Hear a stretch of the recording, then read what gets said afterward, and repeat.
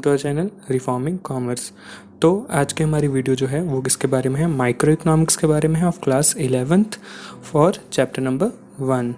तो हमारा chapter number 1 क्या है, इकोनॉमिक्स के बारे में। तो सबसे पहले हम इकॉनमी के बारे में जानते हैं कि आखिर इकॉनमी होती क्या है। तो इन सिंपल वर्ड्स अगर हम कहें तो इकॉनमी क्या होती है, हमारी सराउंडिंग, यानी कि वो एरिया जहाँ पे आप रहते हो, ठीक है, या फिर आप अपने डेली के जो वर्क है परफॉर्म करते हो वो आपकी हो जाएगी इकॉनमी। लेकिन प्रोफेशनल टर्म्स से अगर हम देखें तो इकॉनमी क्या होता है।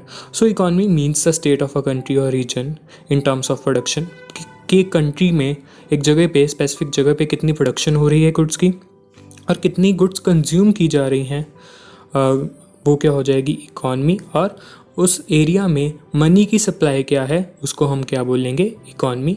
Again production and consumption of goods and services with supply of money एक पर्टिकुलर एरिया में, उसको हम क्या बोलेंगे, इकॉनमी। अभी हमने बात की प्रोडक्शन की और साथ में बात की कंजम्पशन की। जब दोनों बैलेंस्ड हैं तो हमारी इकॉनमी जो है वो अच्छे से वर्क कर रही है। लेकिन प्रॉब्लम कहाँ पे आएगी, जब स्कार्सिटी हो जाएगी, यानी कि कमी हो जाएगी किसी चीज़ की, या तो प्रोडक्शन की या तो कंजम्पशन की। तो इसका मतलब क्या है, हमारा जो नेक्स्ट टॉपिक है वो क्या है, scarcity and problem of choice.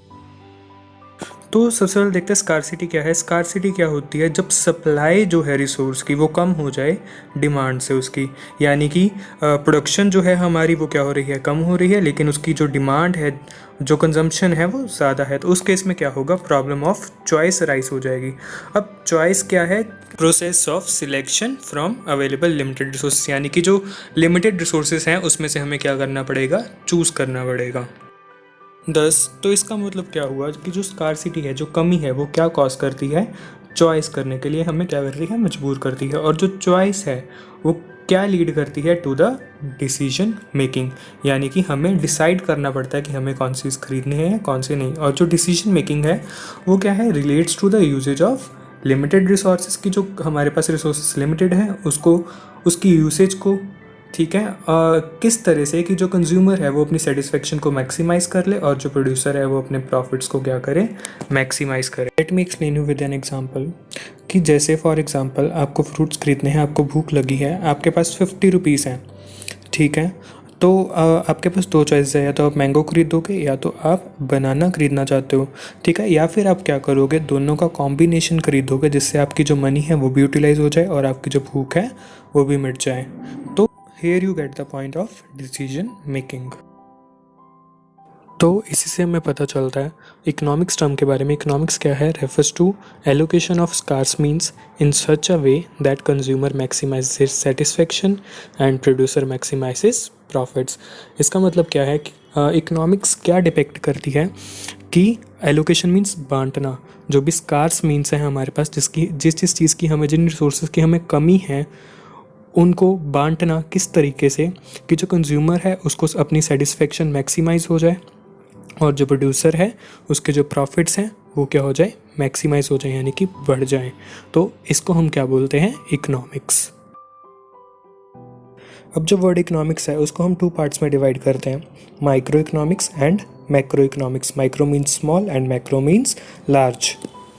आइए क्लियरली देखते हैं इनका डिफरेंस। तो माइक्रो इकोनॉमिक्स क्या है, micro economics is the study of individual economic units. जैसे कि मैंने पहले बोला, micro means small and macro means large. तो जब हम माइक्रो की बात करते हैं तो हम किसकी बात करते हैं, मीन्स इंडिविजुअल लेवल की, यानी कि जब हम इंडिविजुअल लेवल पे, एक बंदे के लेवल पे इकोनॉमिक्स को स्टडी करेंगे उसको हम क्या बोलेंगे, माइक्रो इकोनॉमिक्स, ठीक है। और मैक्रो क्या है, macro economics is the study of economy as a whole और its aggregates. So macro means large. तो जब हम लार्ज लेवल पे, यानी कि पूरी इकॉनमी की जब हम स्टडी करेंगे तो उसको हम क्या बोलेंगे, macro economics. Second, micro economics के ऑब्जेक्टिव क्या है, it less emphasis on the allocation of resources and price determination. कि जो माइक्रो इकोनॉमिक्स है वो मेन किसके ऊपर फोकस करती है, रिसोर्सेज के एलोकेशन के ऊपर और उसके प्राइजेस के ऊपर इंडिविजुअल लेवल पे। और जो मैक्रो इकोनॉमिक्स है वो किसके ऊपर डिटरमाइन कर रहे हैं, उसका ऑब्जेक्टिव क्या है, it less emphasis on determination of national income and employment, कि पूरी इकॉनमी की नेशनल इनकम कितनी है और एम्प्लॉयमेंट रेट क्या चल रहा है वो हम किस में स्टडी करते हैं, मैक्रो इकोनॉमिक्स में। अब माइक्रो के एग्जांपल्स क्या हैं, फर्स्ट कंज्यूमर इक्विलिब्रियम या एक इंडिविजुअल पर्सन की डिमांड या एक गुड की डिमांड।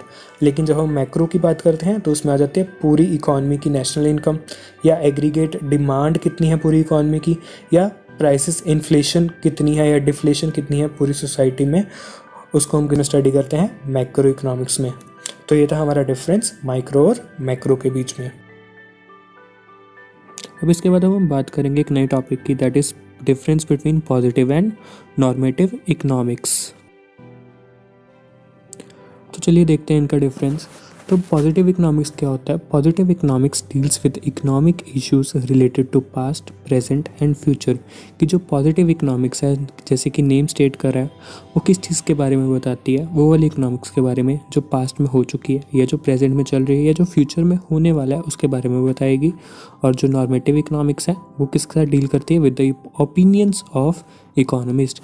कि इकोनॉमिस्ट क्या कहते हैं उनके ओपिनियंस के ऊपर बेस्ड होती है, ताकि हम जो है इकोनॉमिक इश्यूज या इकोनॉमिक प्रॉब्लम्स को सॉल्व कर सकें, या उनसे रिलेटेड अगर कोई प्रॉब्लम आने वाली है उसके बारे में हमें कहाँ से जानकारी मिलती है? नॉर्मेटिव इकोनॉमिक्स के। Next is positive economics. तो जो स्टेटमेंट्स हैं पॉजिटिव इकोनॉमिक्स की वो उसके साथ रिलेट करती हैं कि व्हाट वाज कि क्या था, व्हाट इज़ क्या है, एंड व्हाट वुड बी कि क्या होने वाला है। हम इसके बारे में बात करेंगे। लेकिन जब हम नॉर्मेटिव इकोनॉमिक्स की बात करते हैं तो हम बात करते हैं व्हाट ओट टू बी कि कैसा होना चाहिए था। ठीक है। Next third is statements of positive economics are necessary the statements of truth. कि जो स्टेटमेंट्स हैं पॉजिटिव इकोनॉमिक्स की वो ज़रूरी नहीं है कि वो ट्रू ही हों, वो ट्रू या फॉल्स दोनों हो सकती है और हम इन्हें वेरीफाई कर सकते हैं। लेकिन जो नॉर्मेटिव इकोनॉमिक्स है उसे हम वेरीफाई नहीं कर सकते या फिर हम इनको ट्रू या फॉल्स नहीं कर सकते। ये जस्ट एक ओपिनियंस हैं इकोनॉमिस्ट का कि कैसा होना चाहिए। अब इसके एग्जांपल देखते हैं कि जो पॉजिटिव इकोनॉमिक्स हैं उसमें कि जैसे किसी ने बोला कि इंडिया की जो पॉपुलेशन है वो चाइना से ज़्यादा है। अब ये जो है पॉजिटिव स्टेटमेंट है, हम इन्हें स्टेट कर सकते हैं कि ये रॉन्ग है या सही है, इनको हम वेरीफाई कर सकते हैं। लेकिन नॉर्मेटिव इकोनॉमिक्स में हम जो और कहते हैं कि किसी ने कहा कि ओल्ड एज पेंशन जो है वो बंद हो जानी चाहिए, तो ये जस्ट एक ओपिनियन है, हम इनको ट्रू या फॉल्स नहीं कर सकते। तो ये था हमारा आज का टॉपिक। होप आपको वीडियो अच्छी लगी हो।